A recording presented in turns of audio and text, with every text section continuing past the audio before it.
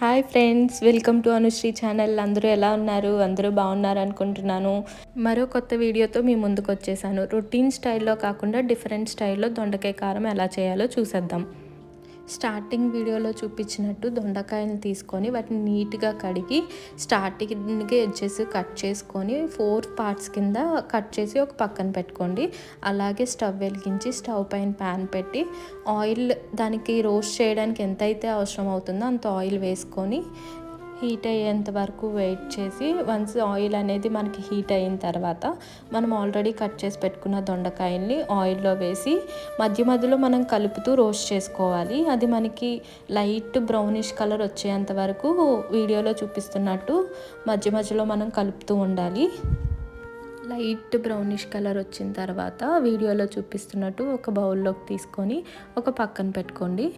Next ఒక mixie గిన్నె తీసుకొని దాంట్లో ఎండు కొబ్బరిని చిన్న పీసెస్ కింద కట్ చేసుకొని ఒకసారి గ్రైండ్ చేయండి. ఎందుకంటే కొబ్బరికాయ ముక్కలు అనేవి మనకి మెత్తగా నలగడం కోసమని.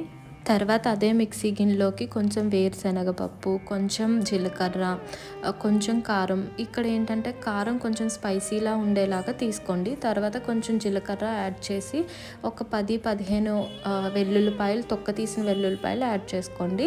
తగినంత సాల్ట్ యాడ్ చేసి గ్రైండ్ చేసి ఒక పక్కన పెట్టుకోండి.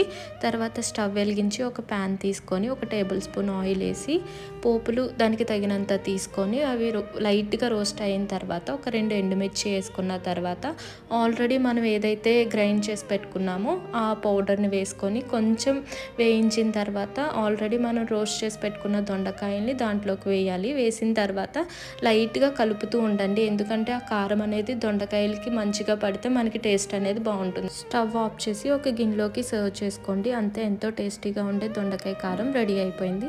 మీరు కూడా ట్రై చేసి ఎలా వచ్చిందో నాకు కామెంట్ సెక్షన్లో పింక్ చేయండి. Thank you for watching my video.